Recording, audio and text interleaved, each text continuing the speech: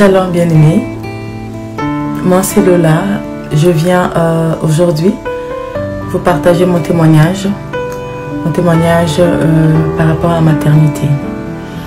Donc je me suis mariée en 2007, au mois d'août précisément, et j'étais toute contente, j'ai eu un très beau mariage, et gloire à Dieu. Et comme toute femme qui vient de se marier, on attend tout de suite d'être enceinte. Et 2 mois après le mariage, au mois d'octobre, au début du mois d'octobre, je suis tombée enceinte. C'était vraiment un temps merveilleux. C'était vraiment un moment de bonheur, un moment de joie. J'étais vraiment toute contente pour la première fois de ma vie. J'étais enceinte et j'attendais un enfant, donc j'étais toute excitée, j'avais hâte de tenir mon petit bébé dans mes bras, donc j'avais hâte de voir mon ventre gonfler, et voilà. Et tout s'est passé absolument très bien, la grossesse évolue bien, et 2 mois après, vers je crois novembre, à peu près 1 mois et demi après, je commençais à avoir des symptômes, des nausées, donc j'étais toute contente malgré les nausées, les faiblesses et tout, mais j'étais vraiment contente. Et tout s'est passé bien. Au mois de décembre, il y a eu quand même quelque chose de pas normal qui s'est produit. Donc j'ai commencé à sentir mauvais. Donc quand je partais à la toilette ou bien j'allais pour me laver, je sentais que mon corps dégageait une odeur vraiment pas bon. Je me suis un peu inquiétée. J'ai appelé Info Santé pour savoir si c'est normal de sentir des odeurs comme ça pendant que tu es enceinte. J'ai appelé Info Santé, j'ai parlé avec une infirmière qui m'a expliqué que dans plusieurs cas, il y a certaines femmes, quand elles sont enceintes, leur perte blanche, excusez-moi, sentent un peu mauvais. J'ai dit ok, bon, peut-être que je suis parmi ces femmes-là. Et mais 2-3 jours après, ce que j'avais constaté est que l'odeur s'accentuait. Donc ça devenait de plus en plus vraiment mauvais. Et puis j'étais vraiment indisposée par rapport à ça. Donc je me lavais plusieurs fois, mais l'odeur était toujours forte. Alors je suis allée voir un médecin. On m'a fait un test d'urine, il m'a tapoté un peu le ventre. Et puis à la fin, il m'a dit que tout va bien, madame, ne vous inquiétez pas, l'enfant se porte bien. Donc, juste prenez beaucoup de repos. Donc, cette odeur-là, selon moi, c'est pas si grave. Je pense qu'il y a certaines femmes qui ont ces odeurs-là pendant la grossesse. Je suis rentrée à la maison, mais les jours passaient, j'ai constaté que l'odeur changeait. Changeait vraiment, ça devenait vraiment l'odeur d'une pourriture. Donc ça sentait de plus en plus mauvais et j'étais vraiment inquiète. J'ai dit à mon mari, écoute, je pense qu'on doit aller à l'hôpital et tout. Mais comme j'avais parlé avec l'Info Santé, je me disais, bon ok, j'ai parlé avec l'Info Santé, je suis allée voir un médecin, donc est-ce que ça vaut vraiment la peine d'aller à l'hôpital? J'ai pas mal, j'ai pas de douleur, juste l'odeur. Et je suis allée me laver un soir. Pendant que je me lavais, j'ai vu vraiment comme un peu de sang. Mais c'était pas vraiment du sang, c'était tout brun foncé, un peu comme noir. J'ai appelé mon mari, j'ai dit écoute, là vraiment ça m'inquiète. Est-ce que ça c'est du sang ou pas? Parce que ça avait vraiment l'air d'être noir, pas vraiment rouge, mais vraiment brun noir et tout. J'ai dit ok, si tu es inquiète, ça serait mieux qu'on aille à l'hôpital. Alors nous sommes allés à l'hôpital. J'étais toute contente parce que là je savais que dans l'hôpital, là comme c'est un grand hôpital, on va me faire l'échographie. Pour la première fois je verrai mon enfant et tout, vu que j'étais à 12 semaines de grossesse. Et comme c'était le soir, on m'a fait des examens sanguins, on m'a prescrit l'examen d'échographie pour le lendemain matin à 9 h.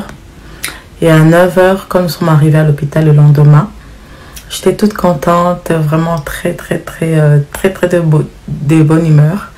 Arrivée dans la salle d'examen, je me suis allongée, la technicienne est arrivée et elle a commencé à faire passer la machine sur mon ventre. Malheureusement pour nous, le cœur de l'enfant ne battait pas.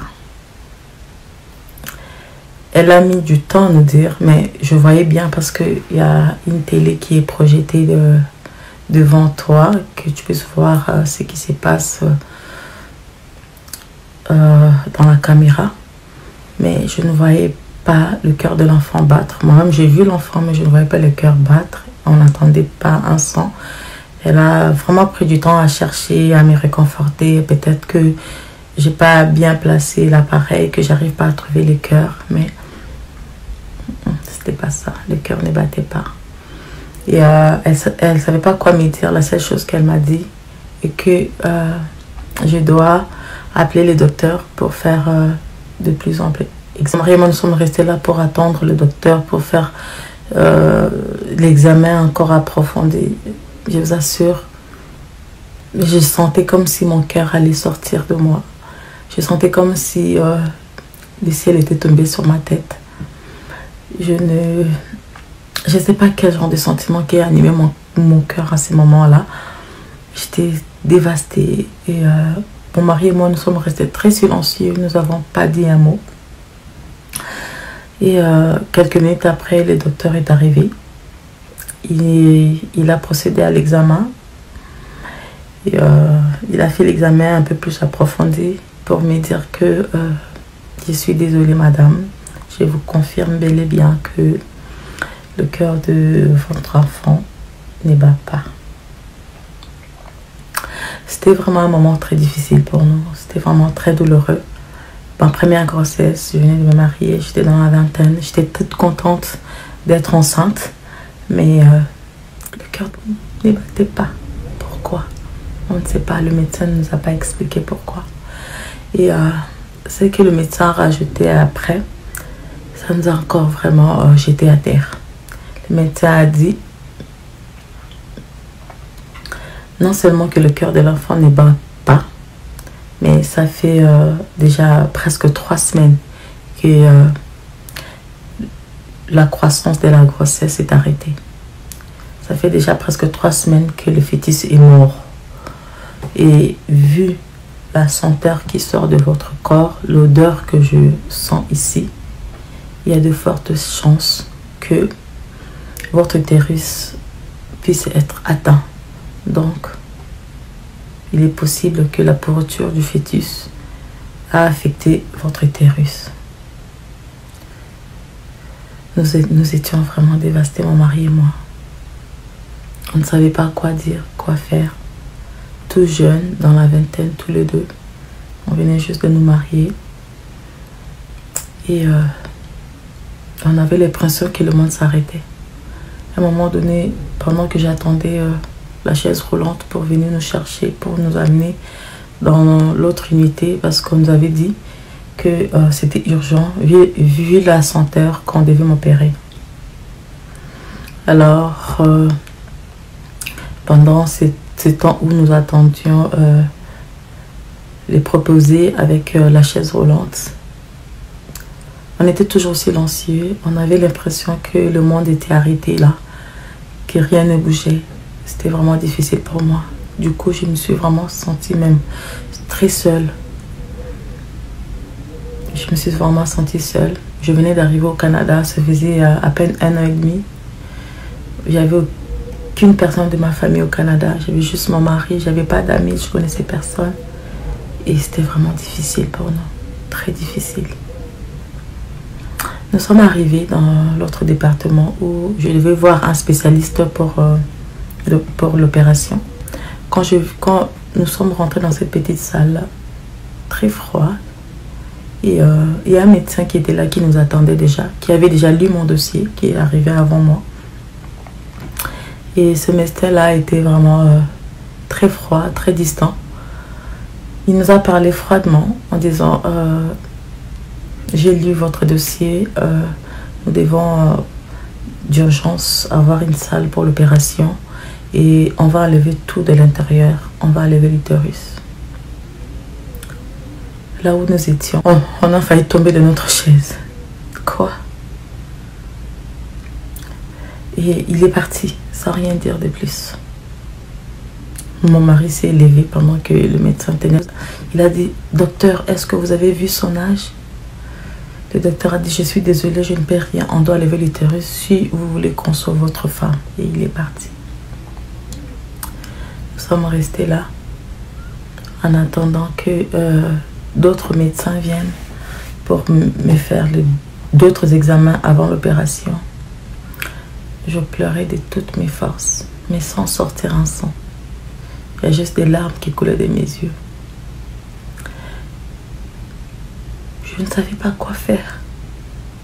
Je ne comprenais pas pourquoi. Et personne ne pouvait me donner d'explication. Ni les médecins, ni les infirmiers, ni même mon mari, ni même moi-même. La seule chose qu'on m'avait dit, c'est que madame, c'est normal. Ça arrive à plusieurs femmes de faire des fausses couches, mais la médecine ne peut pas expliquer pourquoi.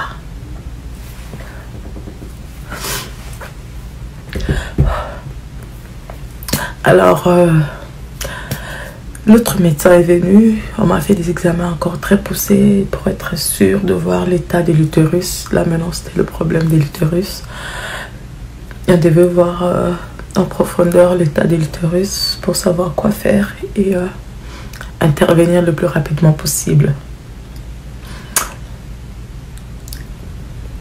On a fait les examens et gloire à Dieu, l'utérus n'était pas atteint. Ça a même surpris le docteur, vu l'odeur que j'ai dégagée. Il m'a dit exactement, en tout cas madame, dans votre malchance, vous avez quand même de la chance. Dans mon cœur, j'ai dit, parce que là, j'arrivais pas à sortir un mot de ma bouche. J'ai seulement parlé dans mon cœur. J'ai dit, c'est pas de la chance. J'ai juste la grâce.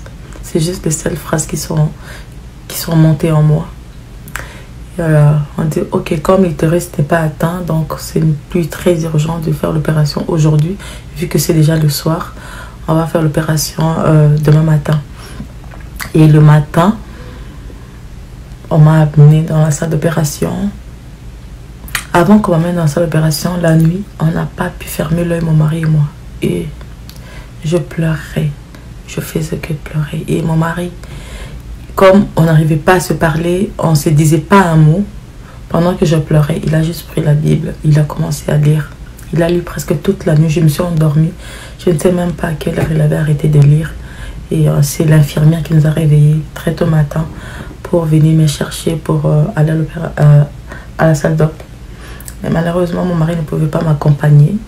Je suis allée seule dans cette salle, remplie de médecins, des infirmiers, des préposés. J'étais seule, dépourvue de toute force, brisée au-dedans de moi. J'étais allongée. On m'a dit que l'anesthésie n'était pas générale. On allait juste endormir le bas, que j'allais rester éveillée. Je disais toujours pas un mot. J'ai parlé à personne. Je ne répondais pas aux médecins ni aux infirmiers. Ils ont commencé le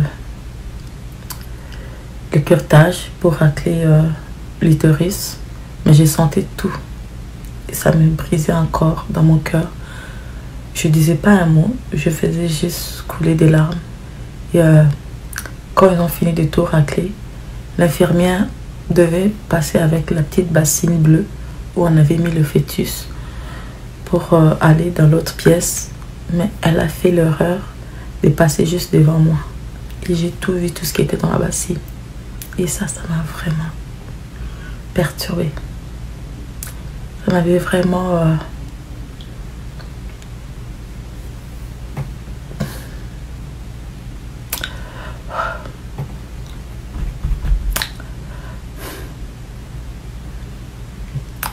ça m'avait vraiment déstabilisé de voir ça.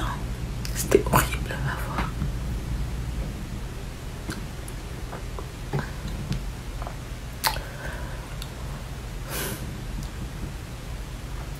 Après l'opération,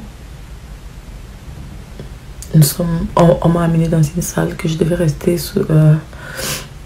à l'observation pendant au moins 2 heures, mais que mon mari ne devait pas être là non plus.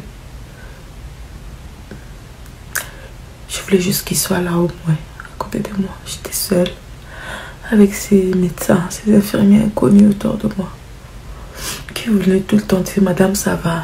Et ça m'énervait tellement. Je répondais pas, je disais rien. Après 2 heures, ils m'ont dit que oui, ça va, il n'y a pas d'hémorragie, tout s'est bien passé. Donc, on m'a ramené dans la salle, je trouvais mon mari assis, il était là, il n'a pas bougé, il m'attendait. Et nous sommes restés à l'hôpital.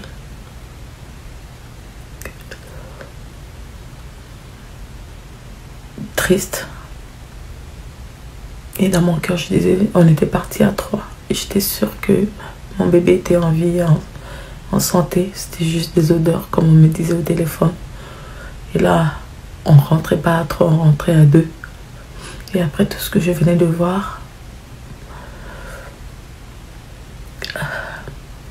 c'était vraiment horrible.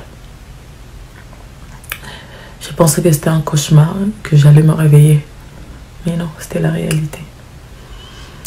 Nous sommes rentrés à la maison. Après l'hospitalisation, nous sommes rentrés à la maison. Et la vie n'était pas vraiment comme avant. D'habitude, je suis très joyeuse, mais j'étais devenue vraiment triste. Très triste. Je pleurais sans cesse. Après, je crois plus d'1 mois, vers début février, c'est là que j'ai repris le travail. Mais souvent, chemin faisant vers l'hôpital, vers le travail, pardon, je pleurais. Je priais. Chaque fois que je voulais juste dire Seigneur, il y a juste des larmes qui coulaient. J'arrivais même pas à adresser un mot à Dieu. Chaque fois que je voulais prier, c'est juste des larmes qui venaient. C'est juste des pleurs. Et un jour même, j'ai parti au travail. Je voulais prier comme d'habitude, chemin faisant. Mais c'est juste des larmes qui venaient. Il y a une chanson est montée dans mon cœur. Le titre c'est Je t'invoque. Je vous partagerai cette chanson la prochaine fois. Et j'ai prié. Les mois passés, j'ai repris mes forces. J'ai demandé à Dieu de me donner un enfant. Et je priais tout le temps pour avoir un enfant. J'ai prié sans cesse pour avoir un enfant. Et au mois de juin, pendant que j'étais au travail, j'ai commencé à sentir des douleurs au bas-ventre. Ça a duré 2-3 jours. On a jugé, bon, mon mari et moi, d'aller à l'hôpital. Nous sommes allés à l'hôpital et là-bas, on m'a fait le test de grossesse, c'était négatif. On m'a fait des examens, le médecin a vu que j'avais l'infection. On m'a donné des médicaments, mais pas des antibiotiques, vu que c'était léger. Et j'ai pris les médicaments, mais quand j'ai fini, la douleur s'est accentuée. C'est devenu encore très forte.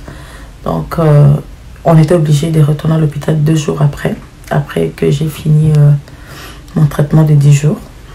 Quand nous sommes retournés à l'hôpital, le médecin a dit, comme on vous avait donné des médicaments pas assez forts, donc maintenant on va vous donner des antibiotiques, vu que la douleur au bas-ventre s'est accentuée. Alors on m'a prescrit les antibiotiques, je suis rentrée à la maison. À peine j'ai pris quelques jours des antibiotiques, vraiment c'était devenu impossible. J'avais de plus en plus mal. Et un dimanche, nous sommes allés à l'hôpital. Quand je suis arrivée à l'hôpital, dans un autre hôpital, et quand je suis arrivée dans cet hôpital, on m'a fait les examens, on a trouvé que j'étais enceinte. Et le médecin qui m'a vue, c'était une femme. Elle m'a dit, Madame, vous êtes enceinte, félicitations, mais j'ai des inquiétudes par rapport à votre douleur. Quand une femme est enceinte, des douleurs comme ce que vous ressentez, comme ce que vous m'avez expliqué, c'est souvent une grossesse ectopique. Je dis quoi? Ecto quoi? C'était depuis que j'étais née, j'avais jamais entendu ce nom-là. Ectopique, c'est quoi? Elle m'a dit, elle nous a expliqué que ectopique, c'est une grossesse qui n'est pas dans l'utérus, c'est une grossesse qui est dans les trompes. J'ai dit, wow, c'est quoi ça encore? Une grossesse pas aller dans les trompes. Donc, je ne savais pas qu'une grossesse pouvait aller dans les trompes. Je ne savais vraiment pas du tout. C'était la première fois que j'apprenais cela. Et je suis rentrée, nous sommes rentrés. Avant de rentrer, le médecin nous a dit, pour être sûr que la grossesse n'est pas dans les trompes, on doit vous faire, au moins pendant une semaine, à chaque 2 jours, des examens sanguins pour mesurer le taux d'hormones de grossesse.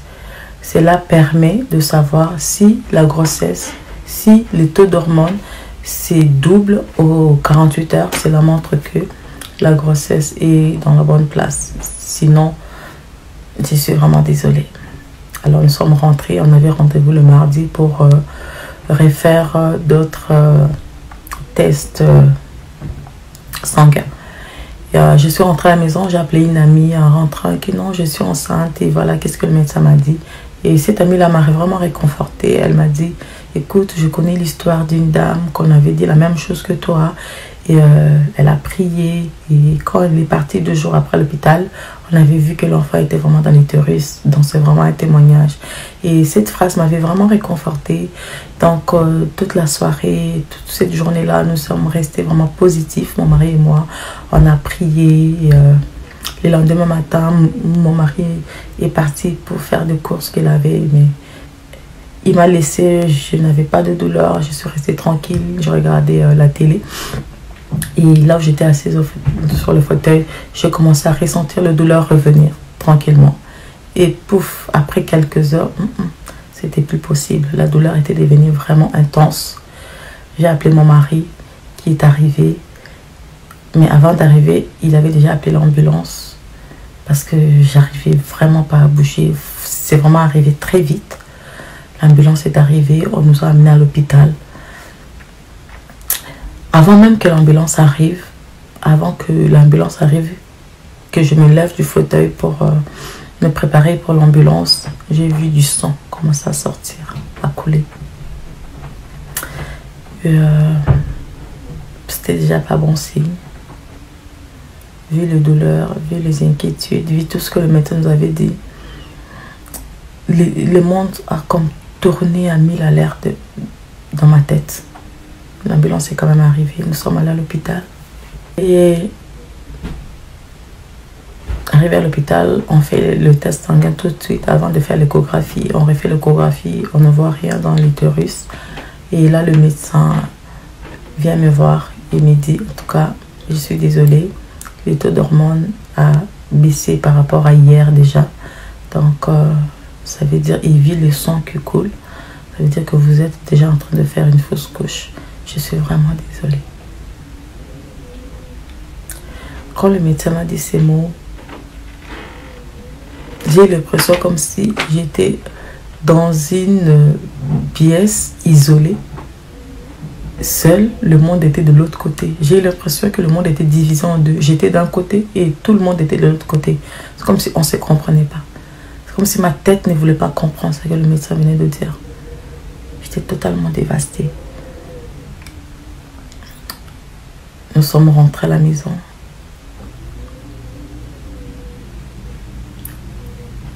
C'était pas facile. Je voulais savoir pourquoi. Après chaque fausse couche, on fait des examens pour savoir pourquoi. On m'a fait plusieurs examens, mais médicalement par là, il n'y a rien qui pouvait expliquer. Rien. Tout ce qu'on nous disait, vous étiez en bonne santé, toi et ton mari. Et vu que tu es jeune, tu es dans la vingtaine, en tout cas, il n'y a rien qu'on peut te donner comme explication pour expliquer cela. J'ai continué à demander à Dieu un enfant. Nous avons continué à espérer d'avoir des enfants, Marie et moi. Et 2008 c'est fini, pas de grossesse. 2009 est passé, pas de grossesse. 2010 est passé, pas de grossesse. Et en 2010, avant qu'on arrive en 2011, au mois de décembre, j'ai une amie avec qui je travaille, une collègue de travail. Elle était tombée enceinte avec un homme qu'elle avait rencontré juste pour quelques jours, mais la relation n'a pas abouti. Ils ont juste été une seule fois. Et elle est tombée enceinte. Quand elle a su qu'elle était enceinte, elle était dévastée. Elle était vraiment... Elle déprimait, elle pleurait. Elle ne voulait pas garder l'enfant. Et elle s'est confiée en moi. Et comme on parlait bien, elle voulait vraiment que je la soutienne, qu'elle ne veut pas garder cet enfant parce que elle est jeune, elle a 22 ans. Elle avait déjà 2 enfants et avec le garçon, ça ne va pas marcher. Et elle voulait vraiment pas ça. Et pendant que elle était déprimée parce que elle était enceinte, moi je pleurais parce que je voulais être enceinte. Cette situation m'a vraiment bouleversée, mais je ne voulais pas la faire savoir ce qui s'est passé dans mon cœur. Ce qui venait, c'était juste que je puisse l'encourager, étant un enfant de Dieu, de ne pas faire l'avortement, parce que faire l'avortement, c'est tuer quelqu'un. Et je devais surmonter ma peine, ma douleur, pour la réconforter, de garder un enfant, de garder sa grossesse. Alors chaque jour au travail, j'étais là, dans chaque pause, on faisait route ensemble quand on finissait pour la supplier de ne pas faire l'avortement, surtout qu'elle avait déjà pris un rendez-vous dans quelques jours. Et je la suppliais, mais elle ne voulait pas changer son rendez-vous. Je lui ai même dit que tu peux faire adopter un enfant. Si tu ne veux pas de l'enfant, tu peux faire adopter un enfant. Je lui avais même promis à l'époque, je dis, si tu gardes l'enfant, je te promets que je vais t'aider. Le peu que j'ai, je vais partager avec toi. Même financièrement, je vais t'aider. Même physiquement, je serai là, je vais t'aider. Et j'ai même commencé à aller chez elle pour vraiment qu'elle puisse voir que non, elle avait mon soutien de garder l'enfant et que si elle ne voulait pas de cet enfant, qu'elle pouvait à la maternité la confier à quelqu'un d'autre qui en a besoin. Et elle avait accepté, mais après 2 jours, elle m'a appelé encore pour dire que non, Lola, finalement, je suis désolée, mais je ne pourrai pas garder cet enfant parce que c'est trop dur pour moi. Je suis déjà mère monoparentale avec 2 enfants et un 3e enfant. À mon âge, je ne supporterai pas ça. Et quand elle m'a appelé, je suis allée chez elle. Je ne voulais même pas parler au téléphone. Je suis allée chez elle d'urgence pour vraiment la convaincre. Et je pense que j'étais vraiment accompagnée par le Saint-Esprit. Parce que quand je lui ai parlé, elle s'est ressaisie. Et elle m'a dit, Lola, excuse-moi. J'avais complètement oublié. Pendant presque 1 mois, tu es là. Parce que là, on était déjà rendu au mois de janvier. Pendant presque 1 mois, tu es là à me réconforter, à me fortifier, à me donner des conseils pour ne pas faire l'avortement, pour garder l'enfant. Et pourtant, toi, tu as fait 2 fausses couches et jusque-là, tu veux 2 enfants, mais que tu n'as toujours pas d'enfants. J'ai dit non, c'est pas grave. Dieu me donnera des enfants. Et elle m'a dit merci. Je ne vais pas faire l'avortement. C'était 1 jour avant ce rendez-vous de l'avortement. Et gloire à Dieu, elle n'a pas fait l'avortement. Elle a décidé de garder la grossesse. Mais pendant que je la réconfortais, moi-même, au mois de janvier, la 2e semaine du mois de janvier, j'avais commencé à saigner. Je pensais juste que c'était mes règles. J'ai saigné pendant 4-5 jours, c'est fini. Mais après 2-3 jours, c'est revenu encore. J'ai saigné pendant 2-3 jours, c'est fini. Et puis 4 jours, c'est revenu encore. Et là, on était rendu à la fin du mois de janvier. Mais je ne faisais pas attention à ça, tellement que j'étais occupée avec mon amie. J'avais vraiment pris son cas à cœur, de la soutenir, d'être là vraiment avec elle pour qu'elle ne puisse pas avorter. Ces règles-là qui venaient, qui partaient pendant presque 1 mois, ça ne me disait absolument rien. Et là, un jour, j'étais au travail, c'était déjà fin janvier. Et là, les vertiges m'ont pris d'un coup et j'ai vu directement là où j'étais. C'est devenu tout noir. J'arrivais pas à me lever.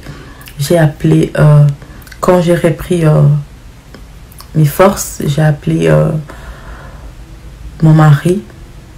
Il est venu me chercher. Nous sommes allés à l'hôpital. Et quand j'arrive à l'hôpital, on fait des examens. On me dit que madame, vous étiez enceinte et vous êtes en train de faire une fausse couche. Donc, ces vertiges que vous avez eu, c'est parce que vous avez perdu beaucoup de sang.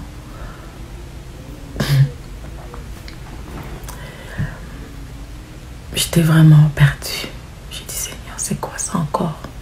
On m'a dit, on va faire d'autres examens demain pour vraiment confirmer que si c'est vraiment une fausse couche ou bien c'est juste une grossesse, mais que vous saignez pareil. On a fait l'examen le lendemain. On a vu que le taux d'hormones baissait. Et on m'a confirmé pour la 3e fois, en début février, que c'était une autre fausse couche. Inexpliquée.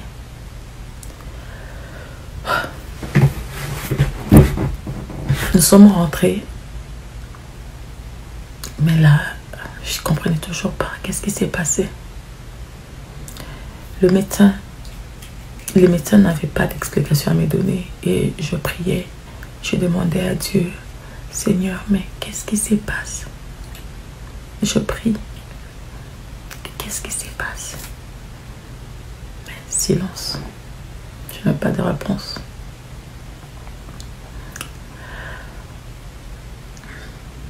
Et les jours ont passé. Au mois de mars, nous sommes allés en retraite avec l'église. Et pendant durant ce temps de prière, j'ai vraiment beaucoup prié pour mon problème de maternité. Les pasteurs ont prié pour moi, les frères, les sœurs à l'église ont prié pour moi parce que c'est comme une 3e fausse couche et on a vraiment prié. Et j'avais vraiment l'assurance, la foi que Dieu m'a répondu cette fois-ci et que si je tombais enceinte, ça serait la bonne. Et quand je sors de la retraite, je me rends compte que je devais normalement avoir mes règles il y a 2 jours, mais je ne les ai pas eues. Tout excitée, surtout que c'était après la retraite où j'ai vraiment prié, où que les paroles de connaissance, des prophéties sont sorties par rapport à ma maternité. Mon mari a couru vite à la pharmacie, acheter un test de grossesse qui nous a indiqué que j'étais enceinte. Alléluia. J'étais vraiment contente. J'ai dit, donc j'ai même pas pensé aux 3 fausses couches d'avant. J'ai même pas pensé à tout ce que j'avais vécu en 2007, en 2008 et en 2000 et juste 1 mois et demi avant. J'ai même pas pensé à ça. J'étais juste contente. J'ai dit vraiment, en plus là, j'ai pas de douleur au ventre. Vraiment, je suis juste enceinte. Donc, gloire à Dieu. Et je dis, je devais prendre rendez-vous pour... normalement, c'est entre 10 et 12 semaines qu'on prend le premier rendez-vous. Donc, le test de grossesse m'indiquait entre 3 et 4 semaines de grossesse. Donc, j'étais vraiment... J'avais hâte vraiment de prendre mon premier rendez-vous et de voir le médecin et puis de faire l'échographie. Oh là là. Et la semaine est passée. Après 1 semaine, j'ai recommencé à avoir des douleurs. Juste 1 semaine après, j'ai commencé à avoir des douleurs au bas-ventre. Ma joie a été juste 1 semaine. Et je ne voulais pas croire à ces douleurs. Je me disais, quand ça a commencé, que ces douleurs que je ressens n'existent pas. C'est vraiment dans ma tête. C'est vraiment le diable qui veut me faire croire que cette grossesse, cette 4e grossesse, c'est la même chose que les autres grossesses, que ça va s'arrêter. Je ne voulais pas croire. Alors, j'ai expliqué à mon mari que j'ai commencé à avoir mal au ventre. Il m'a dit que ce serait quand même mieux d'aller à l'hôpital. Je dis ok, on va juste aller à l'hôpital, mais je sais que tout va bien. Nous sommes allés à l'hôpital. J'ai fait les examens. on m'a dit, il faut revenir chaque 2 jours. C'était devenu comme une chanson pour moi de revenir chaque 2 jours pour faire le test sanguin pour voir le taux d'hormones. Je suis allée, le 2e jour après, on a fait les tests de grossesse. Ça n'a pas, le taux d'hormones n'a pas vraiment augmenté comme il faut. Alors le médecin m'a dit, ok, on ne peut pas vraiment se décider sur un seul test. On revenait encore 2 jours après pour vraiment qu'on puisse voir la précision. Et quand je suis allée encore 2 jours après, le taux d'hormones n'avait presque même pas bougé. Et là, le médecin m'a appelé pour me dire que on doit interrompre la grossesse parce que c'est pas une grossesse qui est à la bonne place et c'est vraiment dangereux pour toi. Et c'est une grossesse ectopique vu qu'on ne le voyait pas dans l'utérus, surtout que j'approchais les 5 semaines. J'ai fui l'hôpital. Non, cette fois-là, j'avais dit non, non, non. Je ne veux rien savoir. Je vais garder cet enfant. S'il va grandir dans les trompes, il va grandir dans les trompes, mais je ne veux rien savoir. Le médecin nous a envoyé un papier pour refus de traitement, que s'il arrivait un problème, que l'hôpital n'était pour rien, que l'hôpital s'en lave les mains, comme Pilate avait fait pour Jésus. L'hôpital s'est lavé les mains. Dit en tout cas, mon mari a essayé d'appeler quelques personnes qu'on connaissait pour venir me convaincre d'aller à l'hôpital, mais je refusais. Ils sont venus à la maison, mais je refusais. Je voulais entendre personne. Je voulais que personne me parle. Je parlais juste à Dieu. Je dis, Seigneur, c'est toi qui as mis cet enfant dans mon ventre. Fais quelque chose. Je ne veux pas aller à l'hôpital. Advienne que pourra. Je ne veux pas. J'étais vraiment dévastée. J'étais et puis la douleur devenait de plus en plus intense. Je ne pouvais même pas aller au travail, je ne pouvais pas sortir. Donc j'étais de ma chambre à la cuisine, à la salle de bain. Je ne sortais pas de la maison tellement que j'avais mal. Et mon mari était vraiment triste de me voir dans cet état. Et surtout que je ne voulais pas aller à l'hôpital. Il ne savait plus quoi faire parce que j'avais complètement refusé. Et les médecins ont appelé, ils ont tout essayé, j'avais refusé. Les gens sont venus à la maison pour me conseiller d'aller à l'hôpital, pour me convaincre. Je ne voulais rien savoir, je restais à la maison. J'ai dit non, cet enfant va rester dans mon corps. Advienne que pourra. On me dit que c'est dangereux, si la trompe éclate. J'ai dit, je m'en fous. Cet enfant reste dans mon ventre. C'est Dieu qui l'a fait rentrer dans mon ventre. C'est à Dieu de prendre charge de cette grossesse.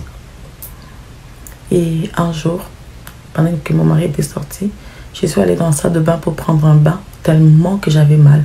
J'ai fait un bain pour essayer un peu de rentrer dans l'eau, pour essayer un peu d'atténuer la douleur, tellement que j'avais mal. Je souffrais tellement.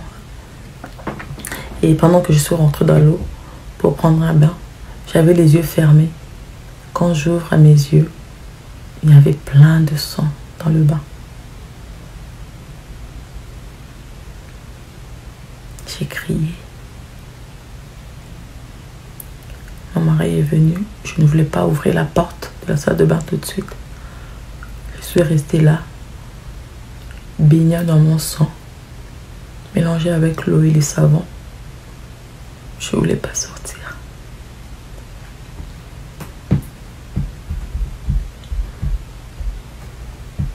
Je ne voulais pas sortir.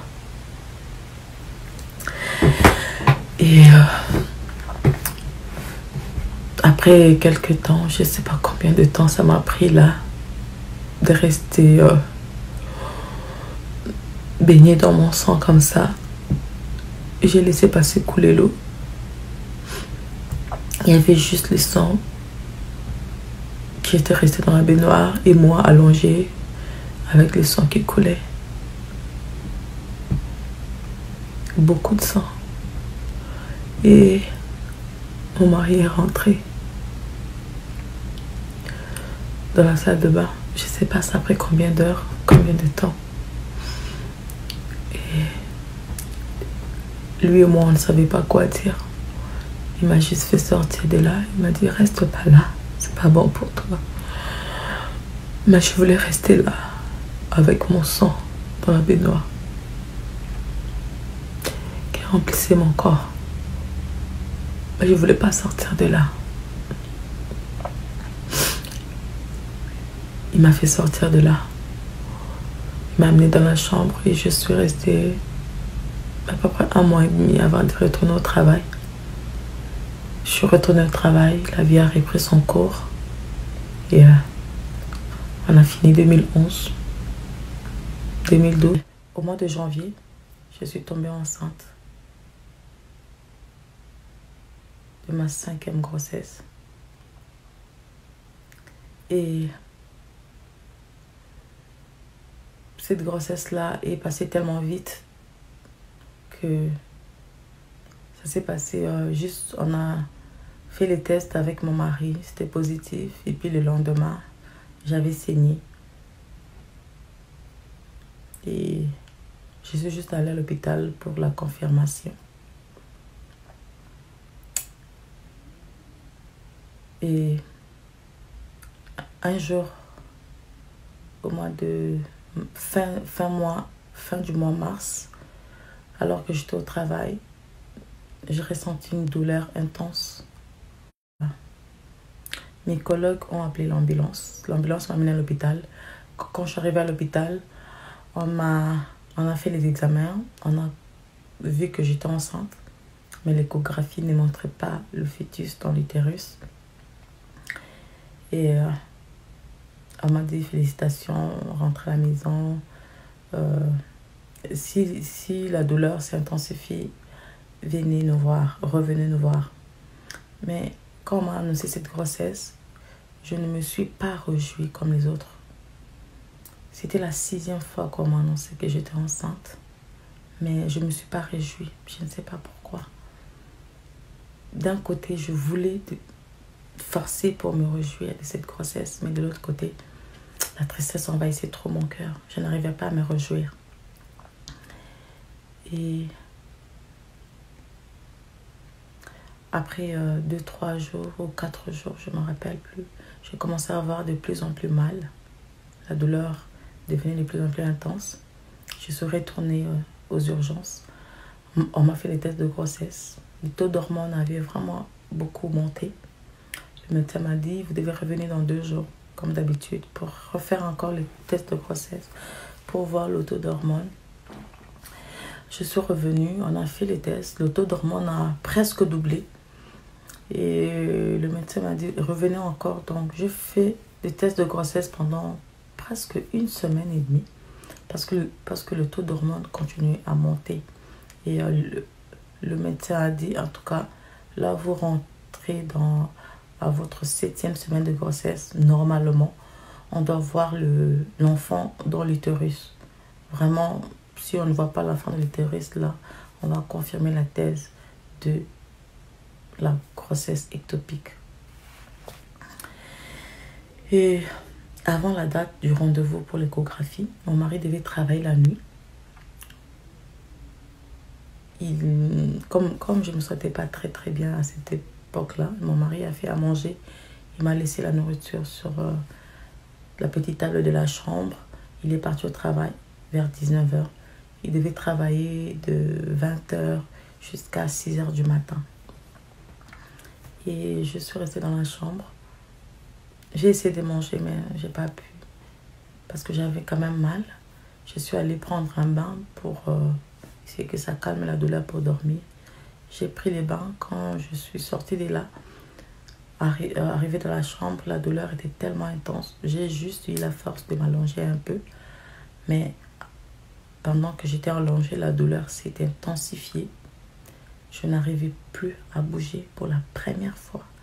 J'avais un mal terrible que je n'ai jamais ressenti avant, malgré les 5 autres fausses couches. Et là, j'avais tellement mal. Je n'arrivais pas à bouger aucun membre de mon corps. Je n'avais même pas la force pour sortir un mot de ma bouche. les téléphones étaient là.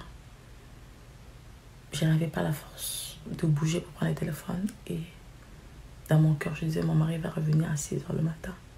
Je veux tenir avec cette douleur jusqu'à quelle heure? Je priais juste dans mon cœur. Je répétais, Seigneur, aide-moi. Seigneur, aide-moi. Seigneur, fais quelque chose. Seigneur, aide-moi. Et vers minuit à peu près, ou 1 h du matin, la porte a bougé. Et c'était mon mari. Il est rentré. Il a vu que la lumière était allumée. Et il m'a vu allongée. Je ne bougeais pas. Il a tout de suite compris que ça n'allait pas. Il a appelé l'ambulance. L'ambulance est venue très vite. On m'a pris. On m'a amené à l'urgence. Arrivé à l'urgence, on devait faire encore l'échographie, le test sanguin pour savoir qu'est-ce qu'il faut faire. Quand on fait l'échographie poussée, cette fois-là, on voit que on voit vraiment quelque chose dans les trompes. On voit vraiment que la trompe a vraiment enflé. La trompe a vraiment dilaté et que c'était dangereux. Selon les médecins, qu'on devait opérer tout de suite. Je n'avais pas la force de parler ni rien du tout. Je me rappelle, l'ami de mon mari est venu le matin, très tôt matin, parce qu'il travaillait au centre-ville. Il est venu très tôt matin avant son travail. Il a essayé, lui-même il était dévasté d'apprendre cette nouvelle. Et il a demandé au médecin, est-ce qu'il n'y a pas autre chose à faire? Et le médecin a dit, on doit l'opérer. Maintenant, vous devez signer le papier. Alors, mon mari a signé le papier. Je suis allée dans la salle d'opération. Mon mari n'avait pas le droit de monter. Je voulais tellement qu'il soit là à côté de moi. J'étais entourée de ces étranges personnes, habillées tout en blanc-bleu, avec beaucoup de masques. Il y avait même un qui avait, je pense que c'est lui qui devait faire l'opération. Il a porté une sorte de truc sur son visage. C'était comme des trucs des astronautes, un peu qui cachaient un peu son visage. Je ne sais pas pourquoi il veut porter tout ça. Tout ça, c'était vraiment très éprouvant pour moi. C'était vraiment très difficile à supporter. Et on m'a dit, madame, on va faire l'anesthésie générale. Parce qu'on va ouvrir un peu le nombril et faire 4 trous dans votre ventre. Parce qu'on doit avoir les 2 trompes en même temps. Et c'est tout ce que je me rappelle. Puis, je me suis réveillée dans une salle toute froide. Il y avait avec je crois 2 personnes couchées. Nous tous, on était branchés avec des énormes machines. Et, il y avait une infirmière là, assise, avec son ordinateur qui nous surveillait par l'ordinateur, voir que on était tous en vie, qu'on avait tous les signes vitaux. Et quand j'ai ouvert les yeux, la petite machine a sonné d'un coup tout seul. Bim, bim, bim, bim, bim, bim, bim. L'infirmière est arrivée pour prendre des signes vitaux. Elle était contente. Pour essayer de dire, madame, ça va? Est-ce que vous savez où vous êtes? Mais elle a appelé les médecins. Le médecin est venu. Elle a appelé mon mari aussi en même temps pour que le médecin nous explique qu'est-ce qui s'est passé durant l'opération. Le médecin nous a expliqué que l'opération s'est bien déroulée. Le fœtus était dans la trompe gauche et que la trompe était quand même vraiment assez endommagée vu que la grossesse avait beaucoup évolué dans la trompe. La trompe a beaucoup dilaté, donc ça a créé comme un trou dans la trompe, comme un nid d'oiseau qui s'est fait dans la trompe et que j'avais maintenant 50% de chances de mener une grossesse à terme. Et courage, comme d'habitude. Et je suis rentrée.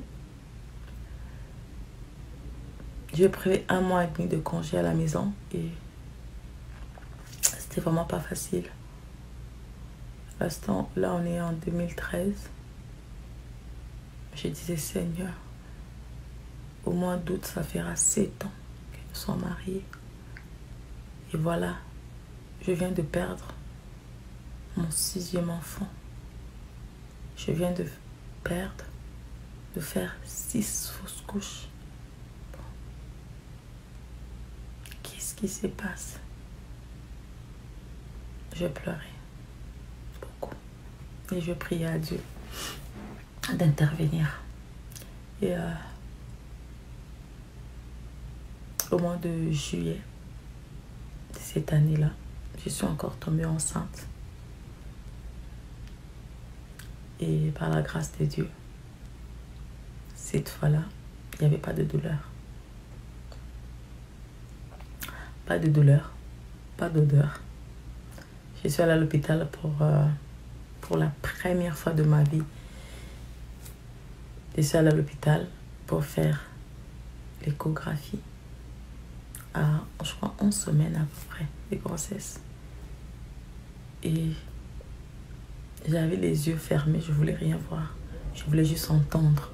Et j'avais les panneaux que j'avais les yeux fermés. Quand on procédait à l'échographie, j'entends poudou, poudou, poudou, poudou. Oh my God. Je pensais que mon cœur allait sortir de joie. Tellement que j'étais contente. Ces sons-là, de poudou, poudou, poudou, pour une première fois. Après chaque fois. La première grossesse, la deuxième, la troisième, la quatrième, la cinquième, la sixième, je suis allée. Aucun battement, aucun son, aucun mouvement dans mon ventre.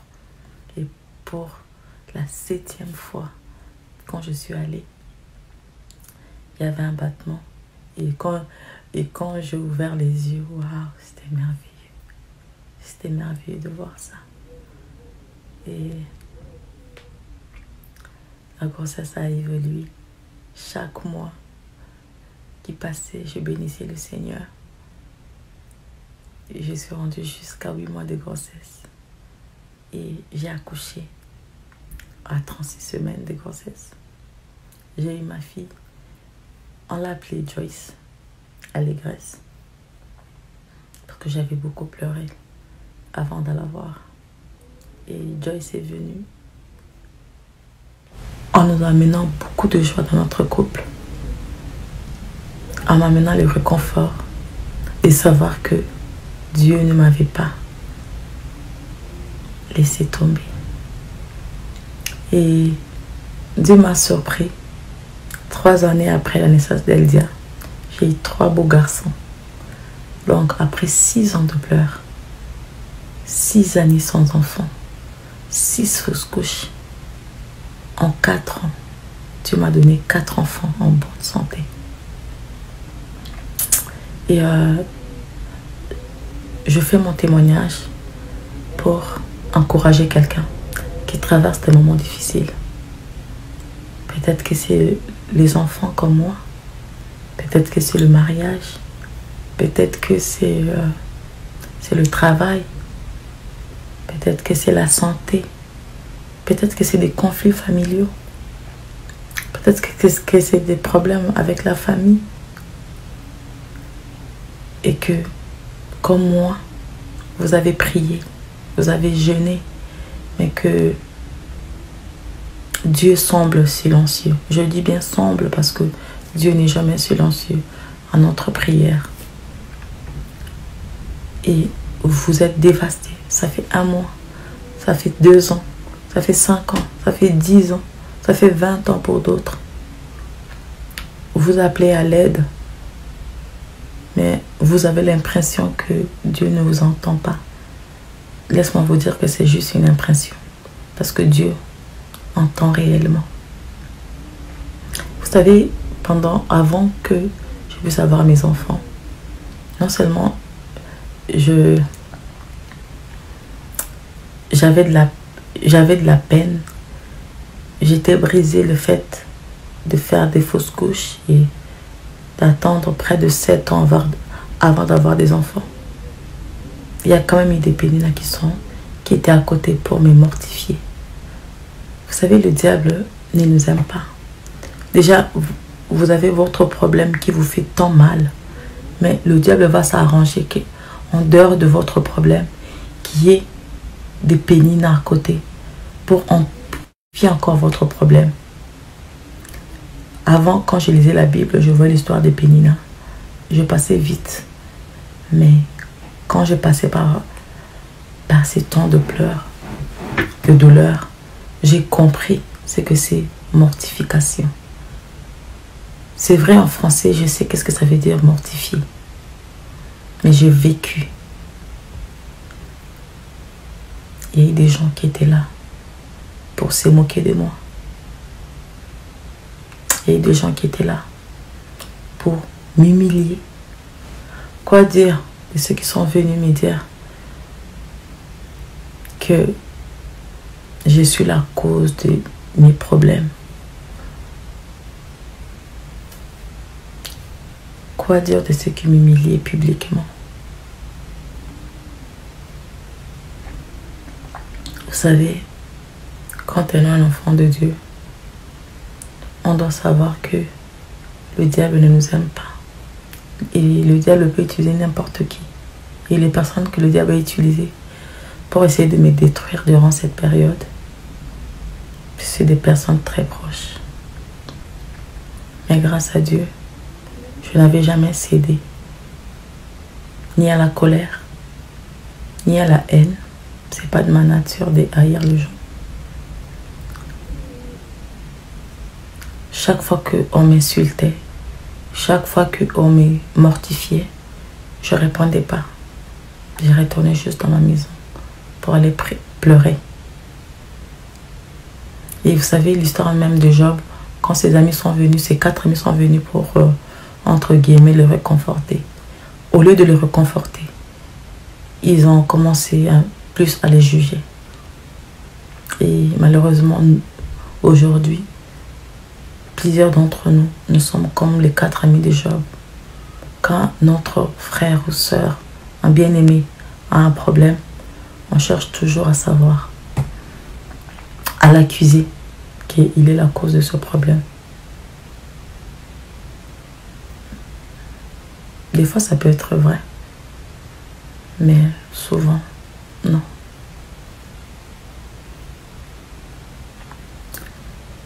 Je veux vous encourager par ces témoignages à tenir bon.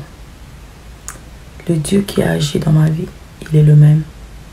Le Dieu qui a enlevé l'habit de honte que je portais n'a pas changé. Hier, je pleurais. Aujourd'hui, j'ai ri. Hier, j'étais abattue. Aujourd'hui, Dieu m'a fortifié, Dieu m'a donné la force. Alors, par ce témoignage, je vous lance un message d'encouragement. Tenez bon. Le Dieu de Anne est vivant. Le Dieu de Job est vivant. Le Dieu qui a vu la peine de Sarah après tant d'années n'est pas mort. Alors accrochez-vous à Dieu, même si pendant que vous priez, les choses ne s'améliorent pas. Pendant que vous priez, vous partez de preuve en épreuve, d'humiliation en humiliation. Mais ne perdez pas la foi. Ça peut prendre le temps que ça prendra. Mais Dieu finira par agir. La Bible dit que il se lève le dernier. Il n'abandonne jamais ceux qui se confient en lui. Alors confiez-vous en l'Éternel.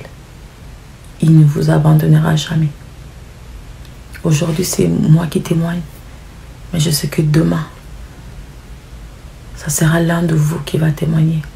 Demain, ça sera votre tour. Alors, merci de m'avoir écouté. Que Dieu vous bénisse.